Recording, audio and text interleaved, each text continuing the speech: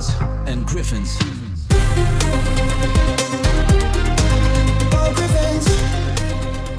Once upon a time, in a quiet little town where the trees swayed gently and the houses had colorful roofs, lived a 6-year-old boy named Leo. Leo was a sweet, kind-hearted boy, but he had one big problem. He was too shy to make friends. At school, he watched the other kids play, but he never joined them. He always felt like he didn't belong. "If only I had a best friend," he sighed one night, staring out his window at the twinkling stars. That's when he heard it, a tiny whimper. A rainy night and a new friend. Leo rushed to his front porch. The rain was pouring, and the wind howled through the trees. Right in the middle of the steps sat a tiny, shivering puppy. The puppy's golden fur was soaked, his big brown eyes filled with sadness. He whimpered softly, lifting his tiny paws as if asking for help. "Oh no, you're all alone?" Leo whispered. He carefully wrapped the puppy in his warm blanket and carried him inside. He dried the little pup with a towel, then placed him near the fireplace. The puppy wagged his tail and licked Leo's nose. Leo giggled. "You're so brave to be out in the rain. I'll call you. Buddy." Buddy let out a tiny bark, as if to say, "I love it." From that moment, Leo and Buddy were inseparable. Adventures together. Every morning, Buddy followed Leo everywhere. To breakfast, to the garden, even when Leo brushed his teeth. At the park, Leo finally felt brave enough to play with other kids. "Want to pet my puppy?" he asked shyly. The kids smiled and petted Buddy, and soon Leo had new friends. At night, Buddy curled up beside Leo, his soft fur keeping him warm. Leo whispered, "I'm so happy you're here." The big problem.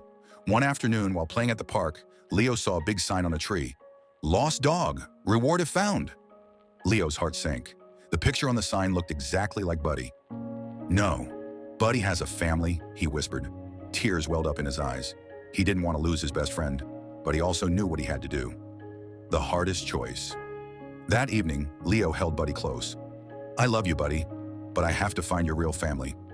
The next day, Leo took a deep breath and walked alone to the address on the sign, with Buddy trotting beside him.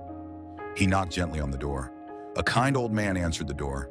He had a fluffy white beard, round glasses, and a cozy brown sweater. When he saw Buddy, his eyes filled with tears of joy. "Buddy, you're home," the old man said. Buddy wagged his tail excitedly. But then he turned back to Leo, his ears drooping.